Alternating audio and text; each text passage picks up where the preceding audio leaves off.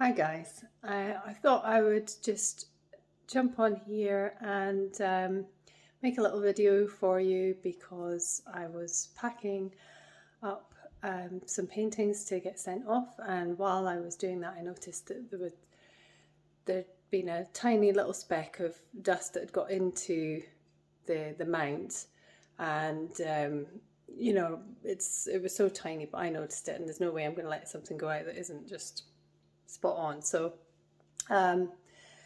I took the frame apart and cleaned up the mount.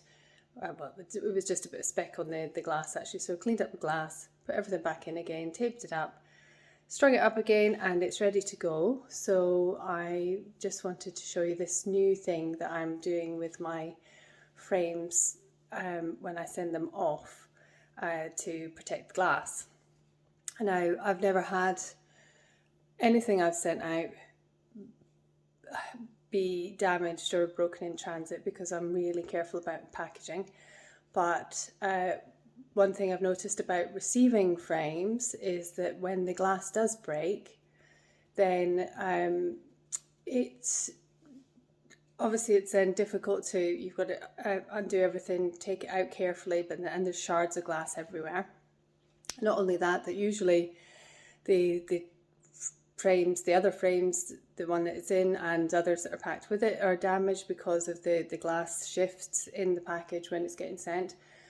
So I've got this stuff now that I'm going to put on glass when I send it, so that if anything should happen, and as I say, I've never had glass broken in transit when I've been sending paintings out, but if that should happen, then this protects for one, it adds an extra layer of protection, but secondly, if it did get such a knock, then it would protect the artwork firstly, but it would also protect the frame so that the customer could potentially just take it to somewhere that will cut glass and they can swap it out much more simply than if there was no protection there and it just made a mess all over the box. So that's what I'm going to show you now. If I can do this with needing both hands and still being what I'm doing. So this was the picture that had just a couple of specks inside the thing, and they are now gone, so that's good. And this is my window glass protection. It's self-adhesive. It's just got low tack, so it's enough to hold the glass and protect it, but it's easy to peel off again afterwards.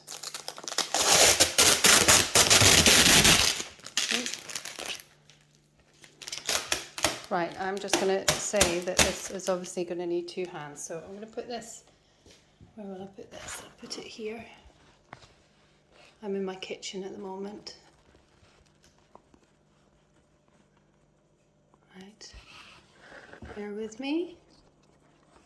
Is this going to stand up on its own? Yes, it is. Okay. Right, shut that door. Don't want to see into my office. Messy space, just pretty much like my studio. I'm going to try and peel it.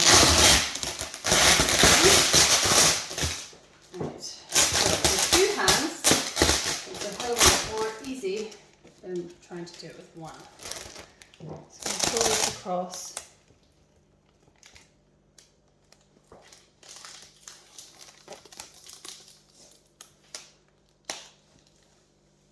Take it from the center so that it doesn't get bubbles.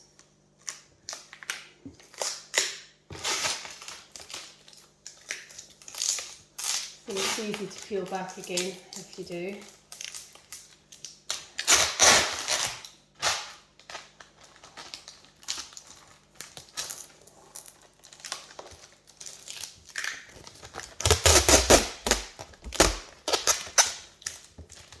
Doesn't matter if it's got some creases in it or anything like that, that's fine. But obviously if there's a big bubble, then that's not going to be protecting the glass as much as if it's stuck down.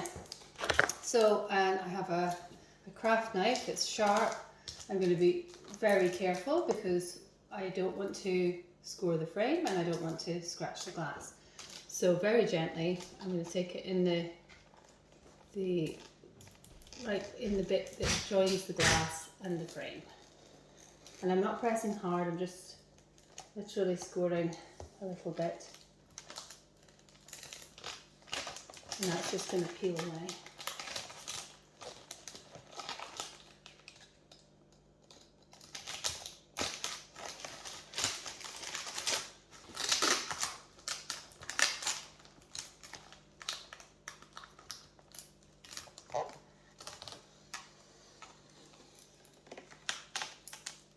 Barely using any pressure at all there.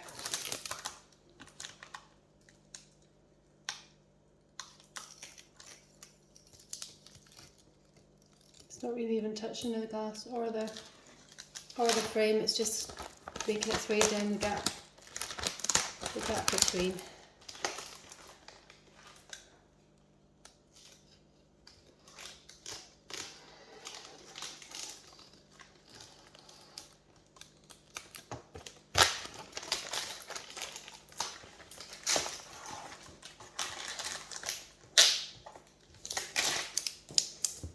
Okay,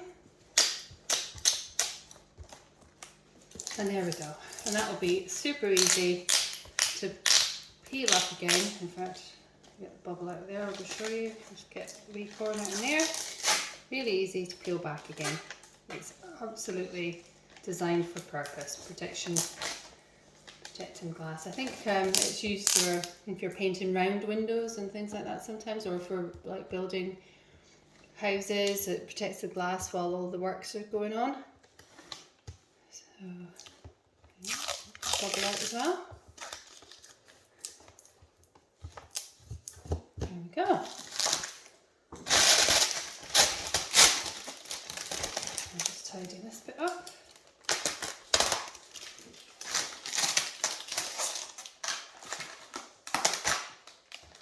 Now obviously getting this stuff is an extra expense, but it's not hugely expensive.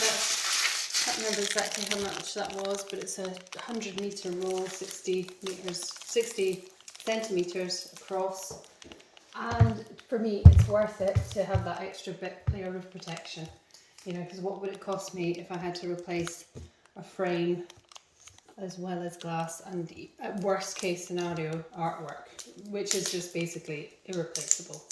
So that little extra bit of expense is worth it. So then I'll put the corners back on.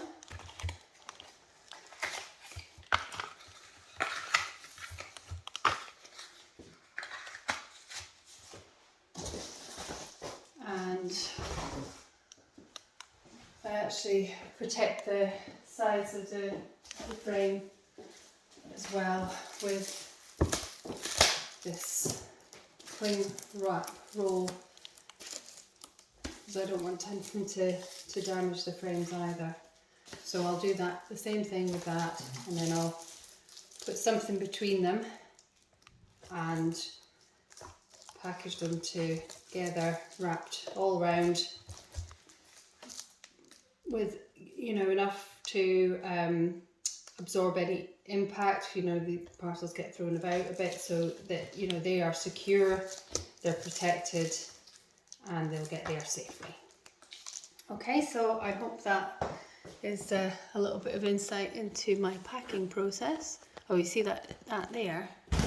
That is me recycling things that I bought years ago and didn't end up using, which is these polystyrene ceiling tiles, and goodness knows why I thought that would be a good idea in the first place, but I never did use them.